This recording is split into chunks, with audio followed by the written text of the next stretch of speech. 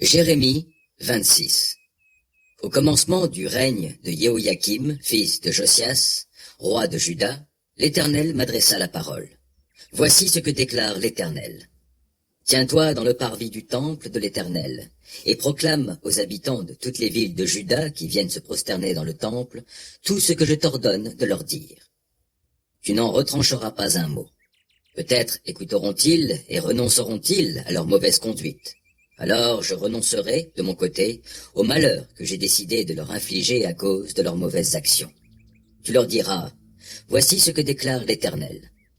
Si vous ne m'écoutez pas, si vous ne vivez pas selon la loi que je vous ai donnée, si vous n'écoutez pas les paroles de mes serviteurs les prophètes que je vous envoie sans me lasser, depuis longtemps, sans que vous les écoutiez, alors je traiterai ce temple comme j'ai traité le sanctuaire de Silo.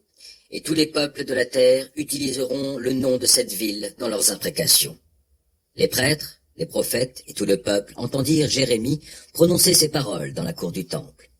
À peine eut-il achevé de dire tout ce que l'Éternel lui avait ordonné de dire à tout le peuple, que les prêtres, les prophètes et tout le peuple se saisirent de lui en criant « À mort! À mort !»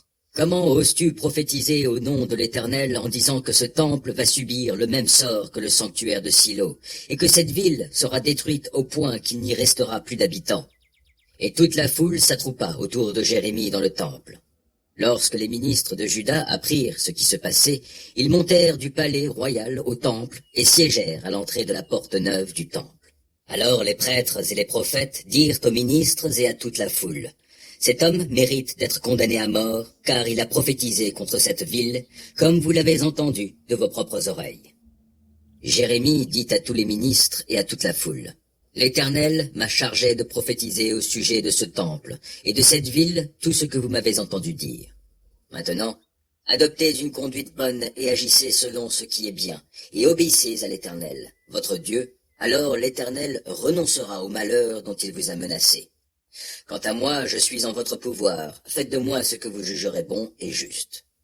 Mais sachez bien que si vous me faites mourir, vous vous rendrez responsable, vous, cette ville et ses habitants, du meurtre d'un innocent, car l'Éternel m'a vraiment envoyé vers vous pour vous dire toutes ces choses.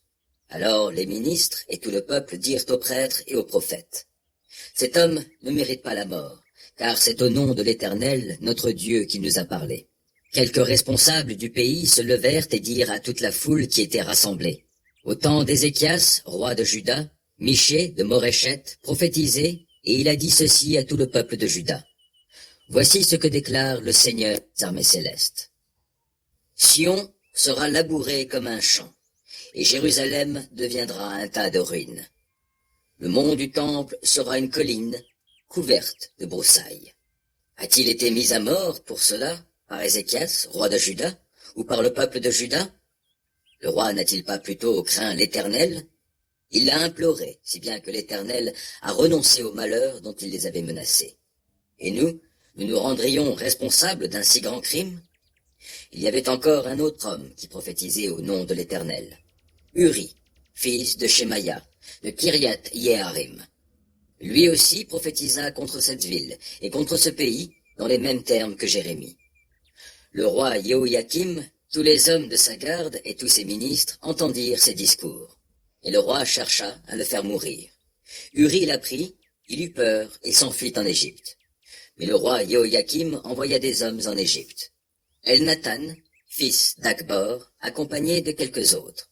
Ils ramenèrent Uri d'Égypte et le conduisirent devant le roi Jéhoïakim, qui le fit tuer par l'épée et ordonna de jeter son cadavre dans la fosse commune. Quant à Jérémie, il avait l'appui d'Ahikam, fils de Shaphan, qui empêchait qu'il soit livré au peuple pour être mis à mort.